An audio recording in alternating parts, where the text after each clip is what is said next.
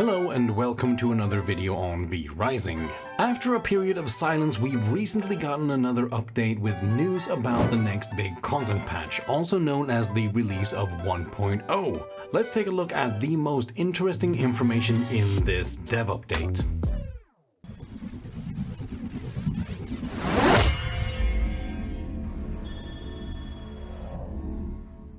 First of all, the dev update states that the release of 1.0 is still planned for the second quarter of 2024. So it seems SLS are sticking to their habit of releasing things in May. Another quick thing to mention before we get into what they've shown of the new content being worked on is that they've made improvements to their engine. According to Stunlock, this will make things smoother on their end, and for us it'll mean better performance, which is good.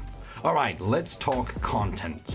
Once again, we'll see a new biome. We've already seen the snowy mountains, but only parts of it. With the next patch, a new area beyond the hollowed mountains opens up with new bosses and secrets to uncover, which I'm really hyped about. I've wanted more of the hollowed mountains since the first time I went there. Maybe it's the northerner in me, who knows, but I really like this winter wonderland and look forward to more things to do in it. Do you wanna build a snow?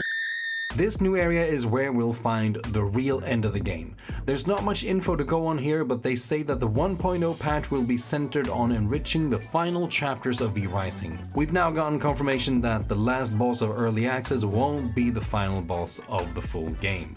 Beyond the Hollowed Mountains, we'll find a new faction with bosses, and as SLS put it in the update, the throne of Verdoran awaits. I'm guessing there's some frozen in time vampire supervillain in there. That'd be really cool. So here's a really interesting point. In order to introduce more variety in how we build our characters and play the game, they're thinking about breaking up the parity between acquiring spells and killing V-Blood bosses.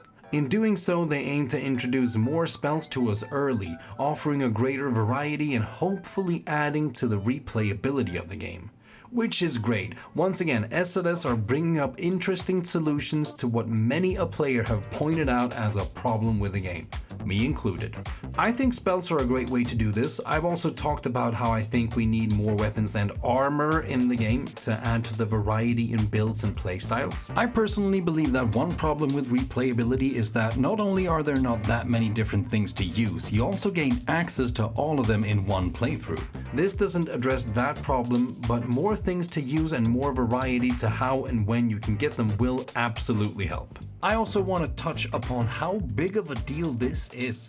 Acquiring spells through killing V-Blood bosses must be considered a core mechanic of V Rising, and we're one patch away from the full release and they're saying, maybe we scrap that.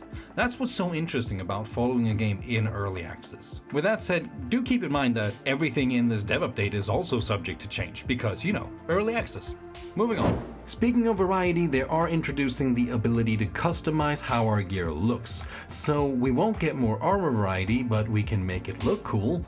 No, seriously, this is nice. I think a lot of people will enjoy making their vampire more personal.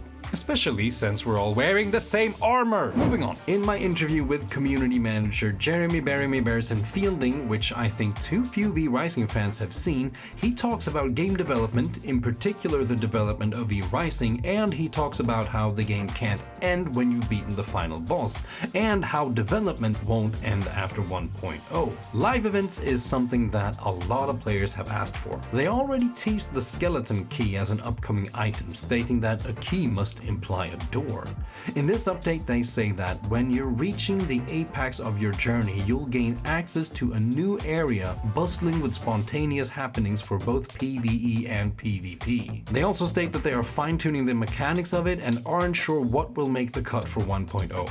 So chances are we'll have live events ready for the 1.0 release, and whatever doesn't make the cut will probably find its way into the next planned update after that. And this is a really important step for the game. It ties into two problems that the game has. One is replayability that we talked about before. There's not a lot of reasons to start over since one playthrough lets you do everything there is to do. But after you beat the game, there hasn't really been anything left to do either. There's no reason to stick around, aside from stealing shards back and forth. It's kind of like the game told you to be the endgame content. Now there will be things to do even after we've claimed the throne of Verdoran. The other is server population. Since there hasn't been much to do do after beating all the bosses, servers tend to die out a little after most players have reached max level, meaning there's even less to do, no other vampires to raid or PvP against. What I'm hoping here is that this new area that you can gain access to for live events is a cross-server thing, so that I can play with and against players from other servers. If that's the case and these events are fun, the server population isn't that big of a deal once I've reached the higher levels of the game. And last but not least, we will get new weapons.